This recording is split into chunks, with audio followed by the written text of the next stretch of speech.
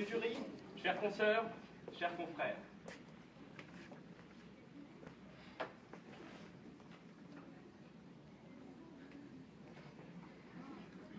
C'est gênant, hein, le silence. Vous savez, le silence, royaume de tout l'éthique. Je me recoiffe, je regarde ailleurs. Je regarde si je n'ai pas un message, alors que je sais que ce n'est pas le cas.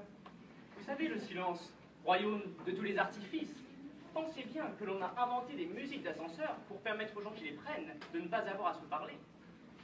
Dans la société hyper bruyante qu'est la nôtre, à coups de moteurs, de sirènes, le bruit est la règle, le silence l'exception. La communication est le leitmotiv de notre siècle. Celui qui ne communique pas rompt cette communication, inquiète son entourage. Aujourd'hui, le silence gêne. Il est traqué, tel une bête sauvage. Et pourtant, nombreuses sont les occasions où on aurait tout intérêt à se taire. La parole est d'argent, mais le silence est d'or. Je vous l'affirme, chers membres du jury, il faut défendre le silence, car il est menacé. Écoutons, si vous le voulez bien, les instructions de Paul Valéry qui nous disait « Écoute ce que l'on entend lorsque rien ne se fait entendre ». Et c'est là, tout le cœur de la réflexion. À quoi associe-t-on le silence? Au vide? À la mort? Après tout, on parle bien de silence de mort. On essaie de le chasser, à coups de discours, à coups de claquements de porte, à coups de bruit bruyant par définition. Et pourtant, assimiler le silence au vide, c'est assimiler le silence au néant. Comment le silence peut avoir une multitude de sens? Comment cela serait-il possible s'il n'était que vide?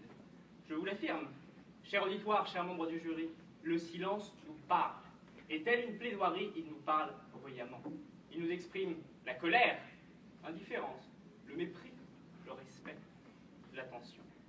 Bien loin d'être l'antithèse de la communication, le silence est au contraire une des formes les plus poussées, les plus abouties d'une communication sans fioriture. Mais là sont loin d'être ses seules vertus. Le silence permet de relativiser, de décompresser. L'espace d'un instant, nous voilà déconnectés de cette société aux catastrophes toujours plus morbides. Le seul bruit est celui de notre pensée. Le silence permet le repos. Avez-vous déjà, chers membres du jury, tenté de dormir sous un réacteur d'avion, au sein d'une salle de concert? Eh bien, moi non plus.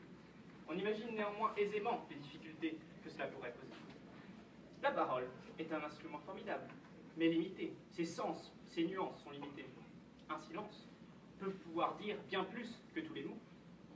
Mieux vaut se taire et passer pour un imbécile que parler n'ont plus laissé aucun doute, a pu nous dire Abraham Lincoln. C'est un risque que j'ai pris devant vous, de parler plutôt que de me taire.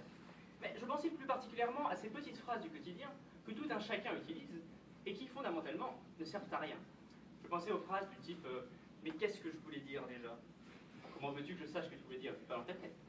Ou les phrases du type ah mais moi je dis ça, je dis rien. Peut-être aurait-il me fallu ne rien dire. Il y a dans le silence une éloquence qui pénètre plus que la langue, a pu nous dire Pascal. Le silence peut en dire plus que tous les mots du monde. Alors certes, Francis Bacon a pu nous dire que le silence est la vertu des sots. A l'inverse, un proverbe chinois nous dit « Si ce que tu as à dire n'est pas plus beau que le silence, alors tais-toi ». Et pourtant, qui au sein de cette salle peut prétendre n'avoir jamais rencontré un inconnu? Non, pas un inconnu. Une connaissance, une vague connaissance, un collègue, une personne à laquelle on n'avait pas grand-chose à dire. Pas parce que cette personne est méchante, pas parce que nous sommes tous des sociopathes en puissance, quoique, mais simplement parce qu'on n'avait rien à lui dire. Et là, alors que le silence eût été la plus belle des solutions, qu'avons-nous fait? Nous avons parlé.